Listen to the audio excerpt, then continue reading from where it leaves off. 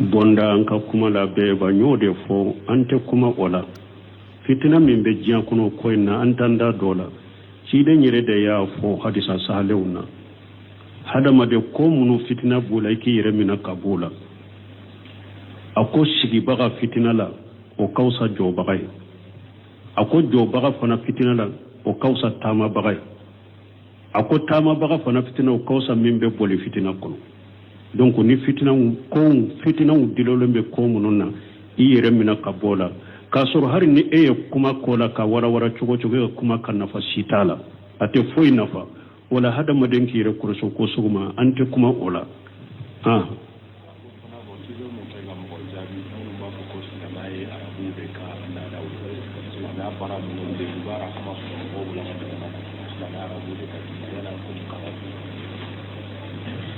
bon ko ewa an bɛ kuma jumɛn fɛ mɔgɔw ye minnu b'a fɔ ko silamɛya arabu ka laada de ye mun de fɔ uhiya ilayya qul uhiya ilayya hadha alquran liunzirakum man balagha qul uhiya ilayya hadha alquran liunzirakum bihi man balagha an b'olu jaabi ni min ye ala ko ciden ma f'u ye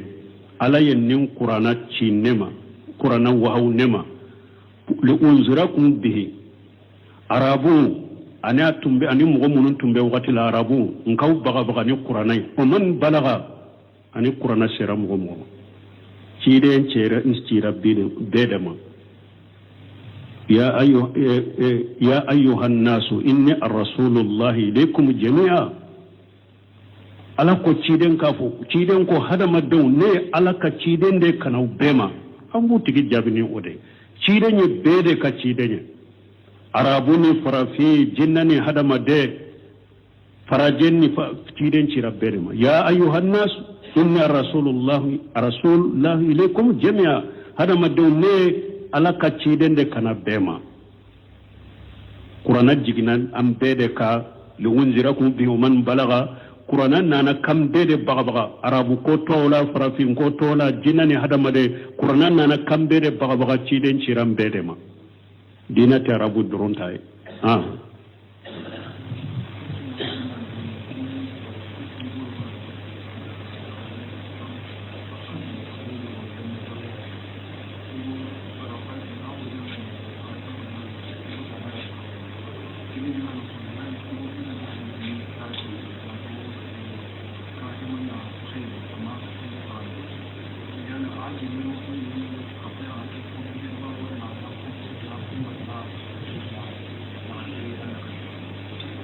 ni ye min ɲininka dɔrɔn mɔgɔ dɔ fatura k'a ka muso tɔgɔ ka du kɔnɔ muso ni a ka denw bɛ du kɔnɔ cɛ wɛrɛ y'a furu ko yala o cɛ a bɛna si muso fɛ du in kɔnɔ ou bien a bɛ muso lase u ma ninnu bɛ sagi ka taa sulhu de ma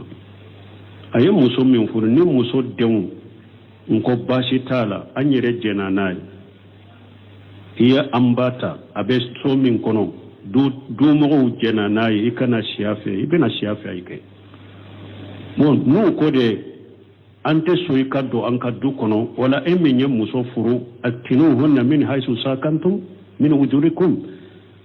e sɛ ye yɔrɔ min ye e bɛ muso in bila ye a ka taa ye a ka taa si ye mais a bɛ yɔrɔ min ni jɛn dir'i ma ko i bɛna si ye baasi tɛ ka i kana si ye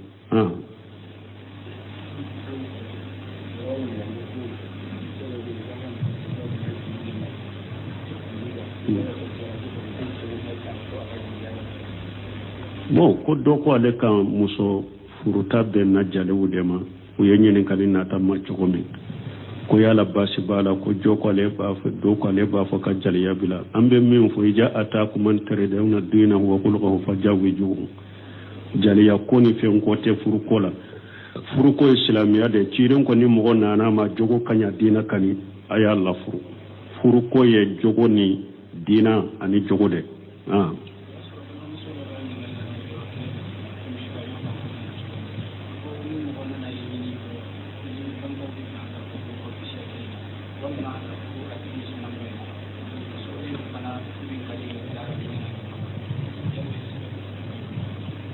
e como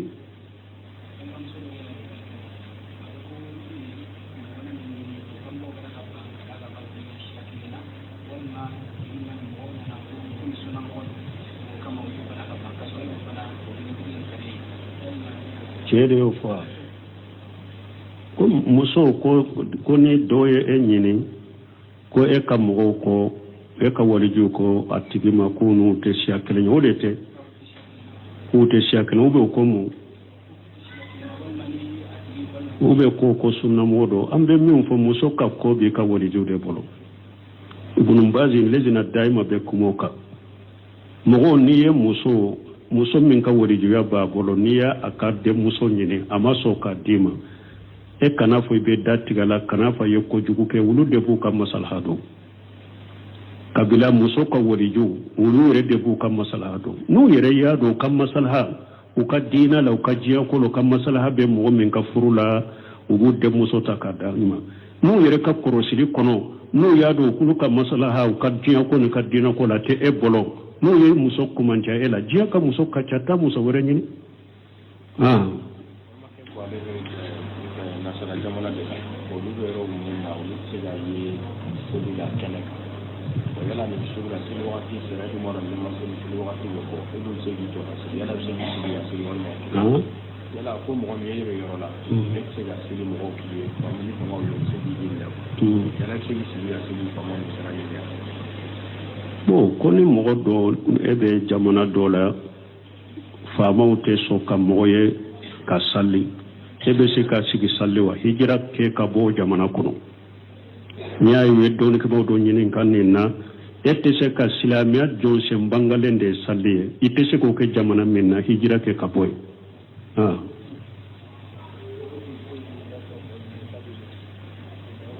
ko muso bu da sogo sogoli min ko be bewa o tebbe o ye ala ka dali yele malide atebbe silamiya sariyala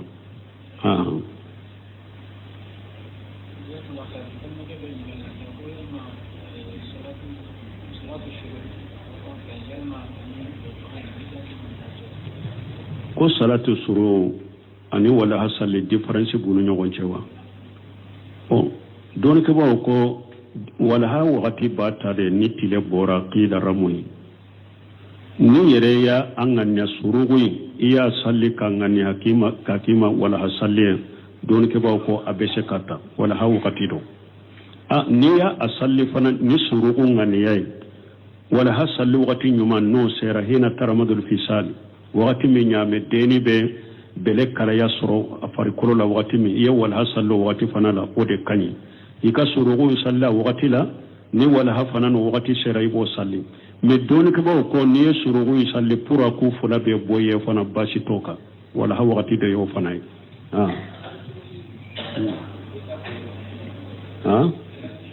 surugu ko de dro ko ne tile bora mais u ka ɲinin kari bɛ mun parce que ni tile bɔra ni ciden ko ni i sigira misiri kɔnɔ fo ni tile bɔra ni tama nu hakɛ u bɛ tama kala hakɛ donc u yɛrɛ kan fula salli alimura dafalen baraji bi ye wala u b'a fɛ ko de ni wala hasali difference wala hasali yɛrɛ b'a ta surugu in de la ni tile bɔra ni tama kala hakɛ o salli fana bɛ salli o waati de donc n'i y'a ŋaniya ni furu ko baraji sɔrɔ ani walaha a bɛ se ko bɛ ɲɛnabɔ ye mais ni ko i b'a salli ni o baraji ŋaniya fana ye ni walaha fana sera n bɛ salli baasi t'i kan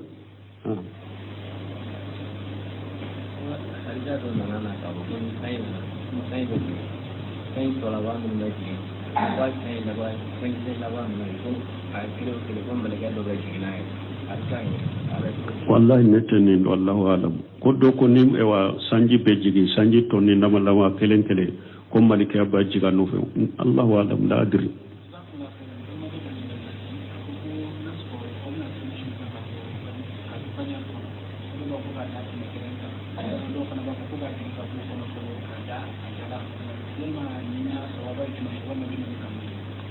bo ko do ba fo ko na be salli suka ka abo balangari ka da akininka akereka ko jumanye sawabai bon na ya soro su te balangari ka da kereka su da kereka kanyesi koroma ode kanyi men na be balangari ka su ka salli ko ni munye dro su ka keni ini koronche dro kanyesa madro awajibi ode ni ko ni abe balangari ka wa be duguma o isallirara choko basitala o minya kaki kereka o ya afen kanu lamade nate balangari ka ko ne mo mo waran nani ma o kuma in o tiki na inyi ne ka na so be gulen kala ma wala ni e galon ke ka ku ta kala mo be jate ko ni wal ma ba ko ba ni ku ne bon ko ni mo ko e ma ikana ka gundo fo mo ko wo ko do nana e nyinen ka lebe gundo en kala ma nana e nyinen ka ela e galon tiga e ko ite gundo indo ko ewa o beto galon tige kono wa kana galon jelen tige tawriyatu fo tawriyatu nete gundo indo e kala nyine kake gundo wore minte ale ka gundo inye ale nyana e ko ita ale ka gundo inde do me e nyana gundo wore de be eto de do e o de nyafu aye o ba fo de matawriya o de fo me kana galon jelen fo ande la kanin da laufo ya kateme an ko cire nyere na beta kele yoro la tumbe tawriya ke jihadula ni kele nu beta korondo fe aba fo sebo ma ambe kele minke abe tile binyan fandela puru kafiru kana ta yoro do kata chuka tawriya ya kode ahmad ibn hanbali dallaka ke dona na kakkalanden do nyini ahmada ta fe kalanden ka bo dersu kana ke akofe uye kalanden to fo ahmada ya tege farakete ka bolon ko kita ko karasa teya karase do munyiniya ni na ce ni na sagira alenya na ahmada ko ate jamandela ahmada kamba tege faraindema wala ido nunu na nyona de ke kana to ka galon jelen fo ibe tawriya uke ha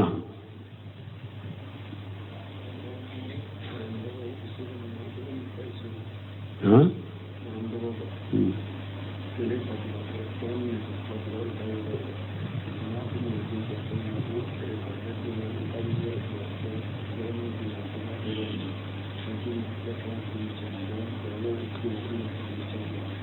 Kuma falu?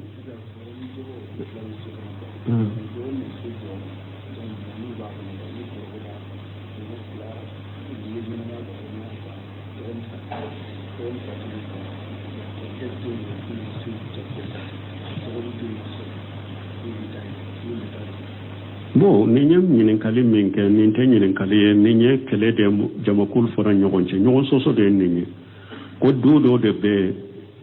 bo do mbe komi chinyede sisa dogonu dew ni koroke dew dogonu dew de ko lube dujo koroke dew ko lube dujo dogonu dew ko dute jo kabila kuntigi min bu bola ni mo nyuma munumbe ni nyogon sama ni fende kiri de ninye yini kalite se kan ninjabi ubeta nin fo kabla kuntigi de ube mo nyanama munum wole ku sigi kasul hu do ni nyogonche ube kuma min kan nyogonche ba oke uni nyogonche kama kala shi fana ni balma do ko mo ngi so be ko aso e la de la ko so wona do ma so ko kuma na ko ni yera ko mo so de ko no na ya ki da ji ko mo so de na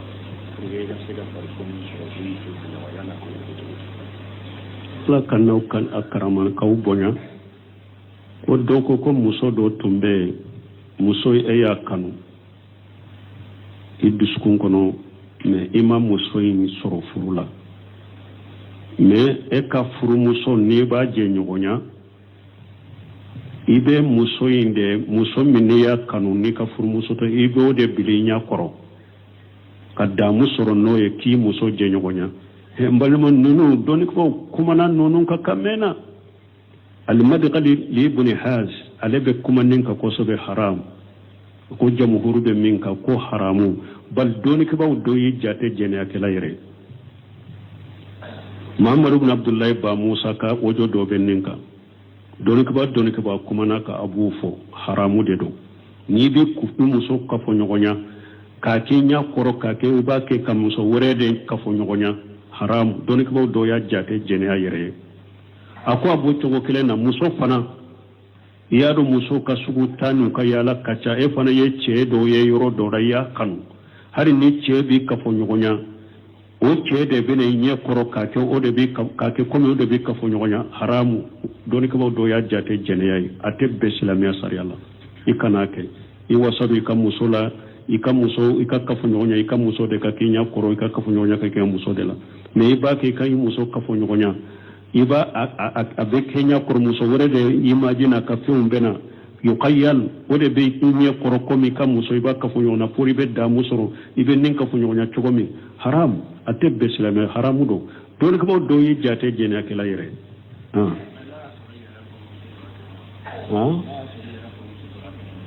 na yasuru ko na yasuru yere furumuso dola kelende do dum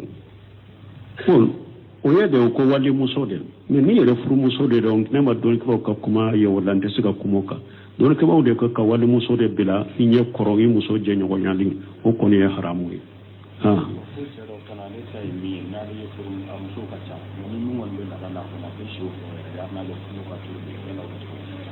mo anya ninjabi yaw anya ninjabi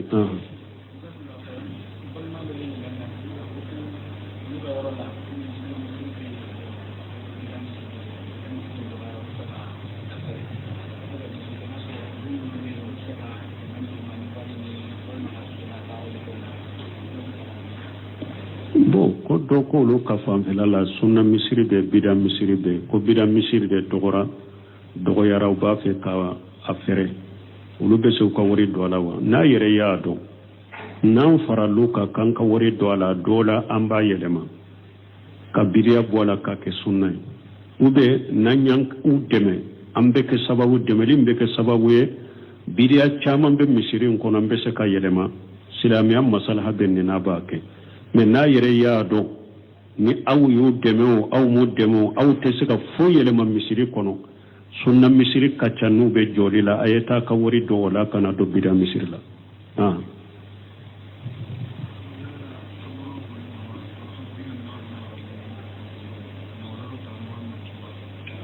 mo konna be sudo ka kaburu kono akanka adayoro juma na be sudo kaburu kono sube do birizile ile kaburi sunna ye wode me don ka ba ko no yara yalla nun ko suwe mustahabu de na be yoro min ni kaburu wori ganezendo sube se ka do chola no yalla gele yata la dagunta la abake me na yere ya do be yoro me kaburu nunu ma wori ganeze na ko abo sunna in ka be na ni e wa gele yani daguye su don chogo min kan no kaburu kuna yoke donc o ye to ye sunna jumai kaburu senyanfa ani su benani oyorode na ye su da abe su kunkolota su na ye su ta abe kunkolo folo de jigi katoka sama kata fo kunka sha dama su be do kaburu kono nin jogode la na ya surabe yoro munu o kaburu ewa wore ganije wala halakani me an ka kaburu be jogo me a jogo ka gilanka kaburu la ibe siga su min do nin jogola degute yala donc aka dogo wala sudo ni kanu bolo chogo mi drabo ke suno ni kaburu organiser la sunna man na beseka ke aba da kaburu senyan fadela na ya da kaburu senyan fana na ye suta abe kunkolo folo de sore kado na ye kunkolo do abe to ka su sama kata fo ka sha da yorola ko mo min ni en ni mara ni ma dola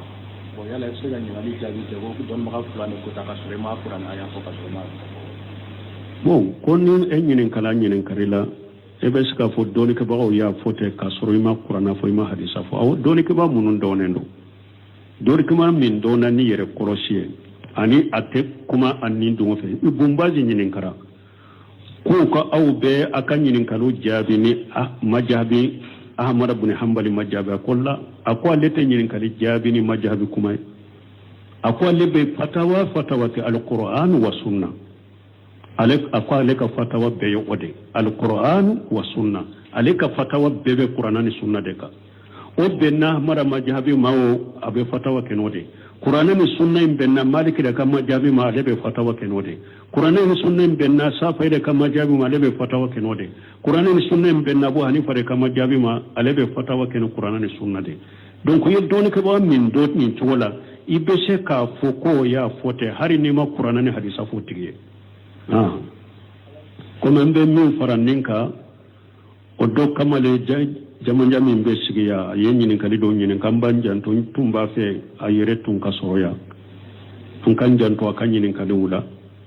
parce que kunu ayen nyininka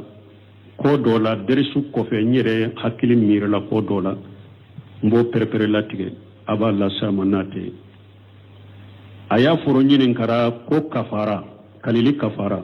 do ko alebe yoromi kafiru debe abesiga kalili kafara di kafiri tamma wasilamate anko kalili kafara te siga di kafirima akadi silama jamanawma akana tu kadi silamawma okono ayen nyinin kalike okuma in kofe ko munna sadaqate te siga di kafirima hakili jiginana anko kafara min kana di kafiruma yo alla nyine bo o yorodela ha donc min ye kasaragati sempulu di kafirima ka hinala ani silamiya ka wajibi ani silamiya kafara fanai saragatu udute kelenyade silama jakkate de kafirima fo mo walla fata kodo donc dole ke bo kata maliki la majhabin nani dole ke ba be tomo fenye kafara de kalili kafara a ube sungalo kono nyum muso de yoya kafara ube mo fa kafara ube e wadda falen kafaraw doni ke ko nonun misali abbe komi farda jakka nate siga di kafir ma chogumi nonun te di kafir ma de nonun be di islam de ma wodi ato anko kalili kafara kana di kafir ma tenya akana ti islam jamano ma akan nin koloshi nan ko saragati be di kafir ma baraji ni saragati te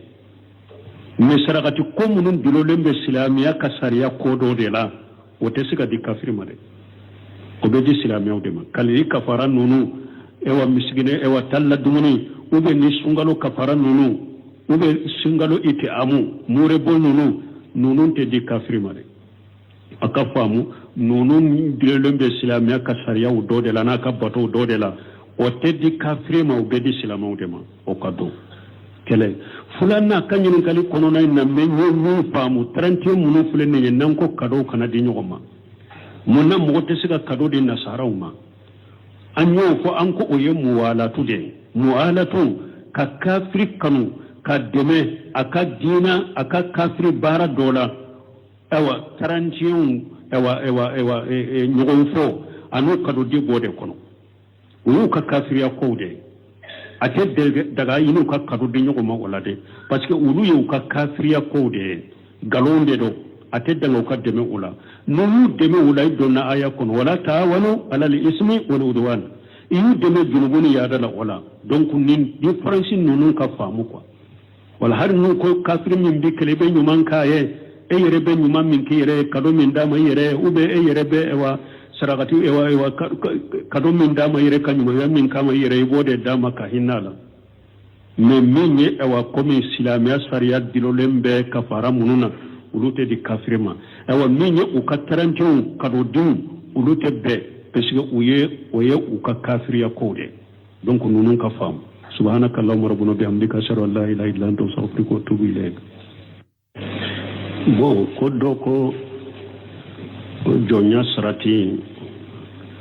bonda anka kuma la be ba nyode fo ante kuma wala fitina min be jiyan kono ko na antanda dola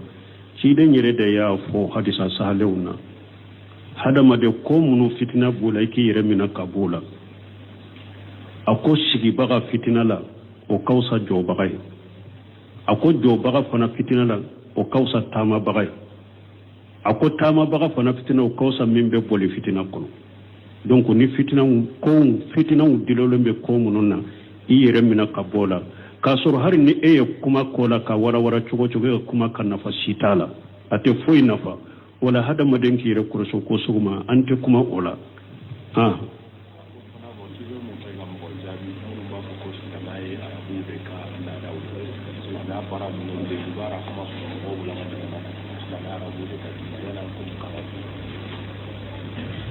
bo ko ewa ambe kuma juma fi mo ye munun ba fo ko silama ya arabu kala da de mo de fo uhiya ilayya qul uhiya ilayya hadha alquran liunzirakum man balagha قل أوحي إلي هذا القرآن لأنذركم به ومن بلغ أمبولو جابن مينيه على كوتشيد مافويه على ينين قرآن تشينما قرآن وهو نما لأنذركم به عربون ani atumbe ani mugo munun tumbe wakati la arabu nkaw baga baga ni qur'anai o man balaga ani qur'ana sera mugo mugo ciden cere instira bedema ya ayyuhan nasu inni ar-rasulullahi ilaykum jami'a ala ko ciden ko hadama don ne ala ka ciden de kanau bema an butigi jabini ode ciden ye bede ka ciden ye arabu ni farafi jinnani hadama de farajenni ciden cira bedema ya ayyuhan nasu inni ar-rasulullahi ilaykum jami'a hadama don ne ala ka ciden de kana bema qur'ana jiginan am bede ka liunzirakum bihi man balaga qur'ana nana kam bede baga arabu ko tola farafin ko tola jinani hadamade qur'ana nana kam bede baga ciden ciram bede ma dina ta arabu doron tay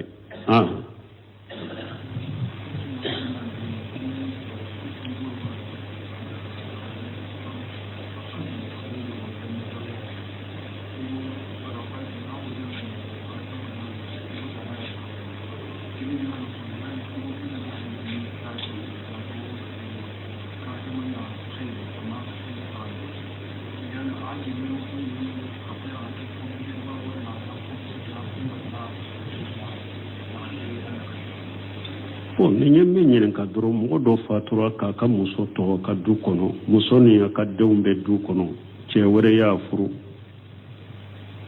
ko yala o ce abena si muso fe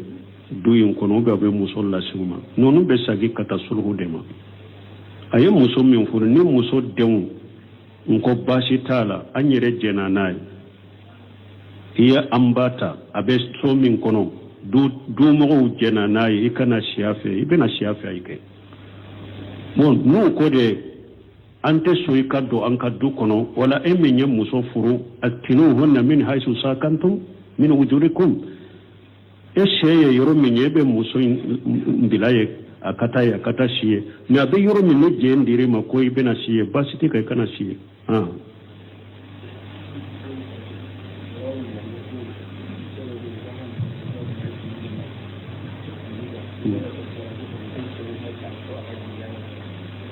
mo ko do ko ale kan muso furuta ben na jale wudema o yenyen kan na ta ma choko min ko yala basi bala ko joko ale ba fa do ko ale ba fa ka jale ya bila ambe min fo ija ata ko man tere de na dina wa ko ko fa jawi ju jale ya ko ni fe ko te furu ko la furu ko islamiya de ciren ko ni mo na ma jogo kanya dina kani aya Allah furu ko ye jogo ni dina ani jogo de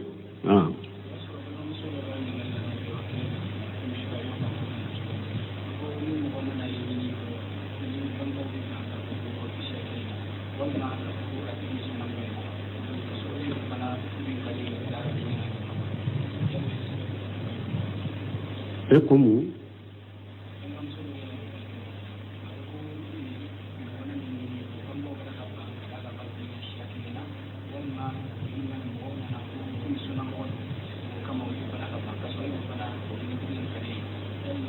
chere ofa ko muso ko ni doye enyini ko e kamugo ko e ka waliju ko atigima kunu te siakele odete ute siakele ube ko mu ube ko sunna modo ambe mi fo muso ka ko be ka waliju de bolo ibn bazi lezina daima be kumoka mo ni ye muso min ka waliju ya ba bolo ni ya akade muso nyini amaso ka dima e kana fo be datigala kana fa ye ko jugu ke wulu de bu ka masalhado kabila muso ka waliju wulu re de bu ka masalhado nu yere ya do ka masalha u ka dina la u ka jiya ko lo ka masalha be mo min ka furula u bu de muso ta ka dima nu yere ka korosili kono nu ya do ku ka masalha u ka jiya ko ni ka dina ko la te e bolo nu ye muso kumanja ela jiya ka muso ka chata muso wore nyini nasara jamana de la olu yɛrɛ mun na olu tɛ se ka ye seli la kɛnɛ kan o yala ni sugu la seli wagati sera du mana min ma seli wagati bɛ fɔ e dun se k'i jɔ ka seli yala bɛ se k'i sigi ka seli walima yala ko mɔgɔ min ye yɔrɔ la e tɛ se ka seli mɔgɔw k'i ye ni famaw ye o se k'i ɲini la yala bɛ se k'i sigi ka seli famaw ni sera ɲini bo koni mogo do ebe jamana do la faamaw te so ka mogo ye ka salli ebe se ka sigi salli wa hijira ke ka bo jamana kono nya ye don ke bo do nyinin kan na ette se ka silamiya jo se bangalende salli ite se ko ke jamana minna hijira ke ka boy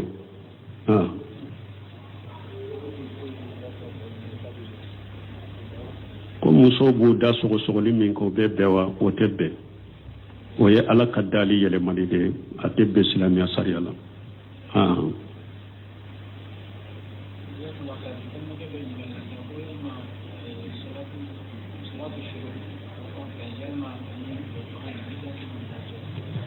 ko salatu suru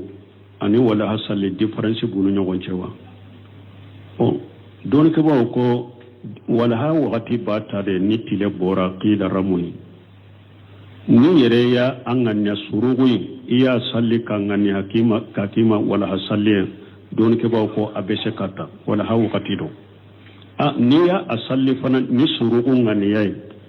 wala hasalli wakati nyuma no sera hina taramadul fisali wakati mi nyame deni be bele kala ya soro afari kolo la wakati mi iya wala hasallo wakati fana la ode kanyi ika surugu salla wakati la ni wala hafana no wakati sera ibo salli me doni ke ba ko ni surugu salli pura ku fula be boye fana basi toka wala ha wakati de yo fana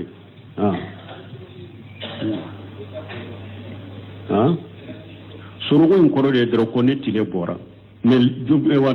o kanyinin karibe mu parce que ni tile bora ni tiren ko ni sa isigira misiri kono fo ni tile bora ni tamannu hake ube tamakala hake donc yara kam fula salli al mura ti da ko lem baraji biye wala urba fe ko de ni wala hasalli difference wala hasalli yere bata surugo inde la ni tile bora ni tamakala hake o salli fana be sallo wati de donc ni ya ngania ni ewa furu ko baraji soro ani wala ha abese ko be nyana boye men ni ko ba salli ni o baraji ngania fana no wala fana serambe salli basitika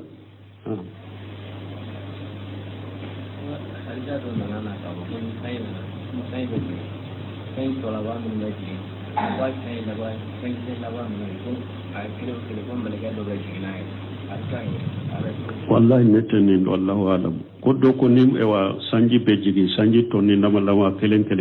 ko malike ba jiga no fe allahu alam la adri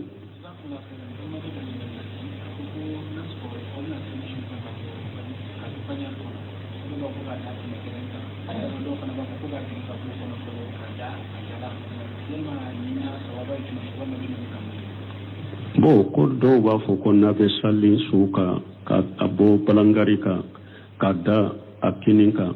akereka ko jumanye sawabai bo na ya soro suute balangari ka da kereka su da kereka kanyesi kroma ode kanyi men na be balangari ka suka salli ko ni munye dro suka keni ko ini koronche dro kanyesa madro awajibi ode ni ko ni abe balangari ka wa be duguma o isallirara choko basitala o minya kaki kereka uya afen kanu la made nate balangari ka ko ne mo ni ya hagulo fi ko ina ko mo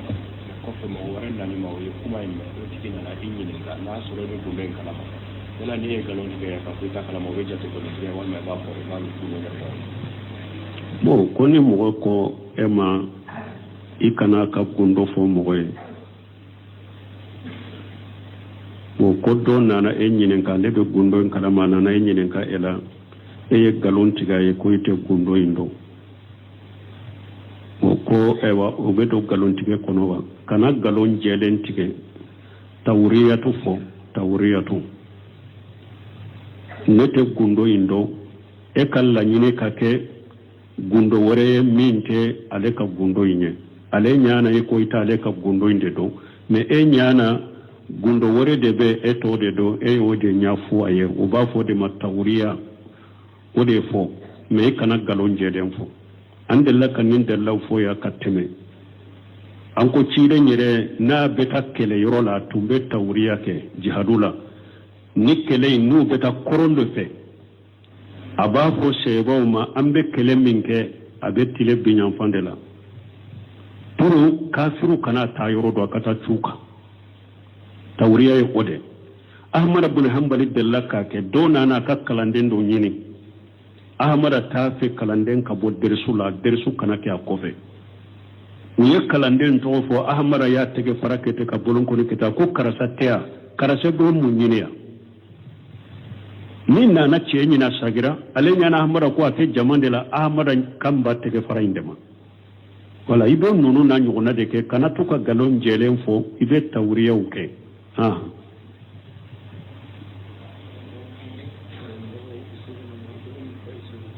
ha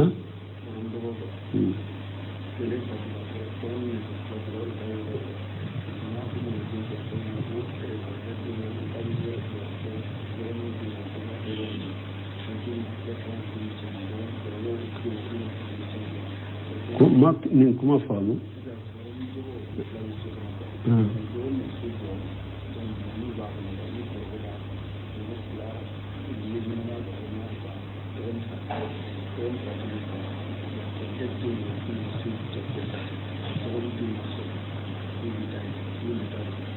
bo ni ñam ñinen kali min ke ni te ñinen kali ni ñe kele de jamakul fora ñogonce ñogon soso de ni ñi ko do de be bo dombe ko me ciñede sisa dogonu dew ni korokew dew dogonu dew de ko lube dujo koroke dew ko lube dujo dogonu dew ko dute jo kabila kuntigi min bu bola ni mo nyuma munumbe ni ñe ñogon sama ni fende kiri de ni ñe ñinin kalite se kan nin jaabi ubeta nin fo kabila kuntigi de ube mo nyanama munum wole ku sigi ka sulhu do ni ñogon ce ube kuma min ka ñogon ce ba o ke uni ñogon ce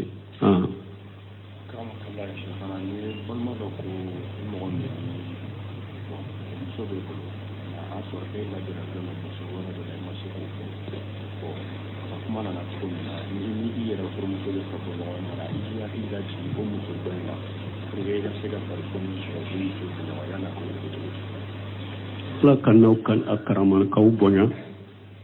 ko doko ko muso do tumbe muso e ya kanu iduskun kono me ima muso yin soro furula me e ka furu muso ne ba je nyogonya ibe muso inde muso minne ya kanu ni ka furu muso to ibe o de bilinya koro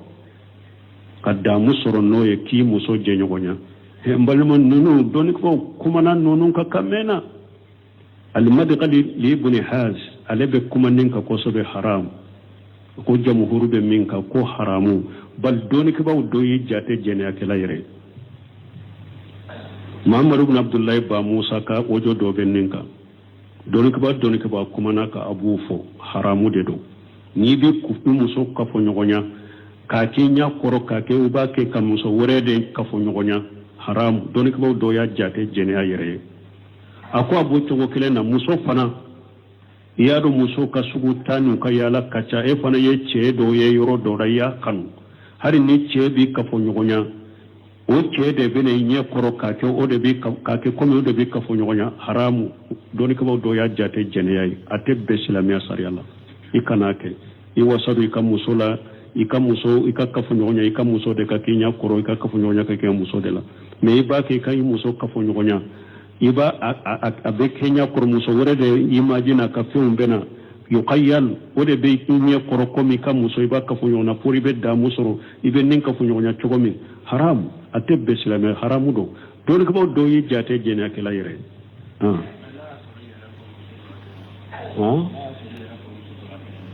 na yasuru ko na yasuru yere furu muso do la kelende do o yede ko wali muso de mais ni yere furu muso de donc ne ma don ko ka kuma ye walante siga kumoka don ko bawde ko ka wali muso de bila inye korogi muso je nyogo nyali o ko ne haramu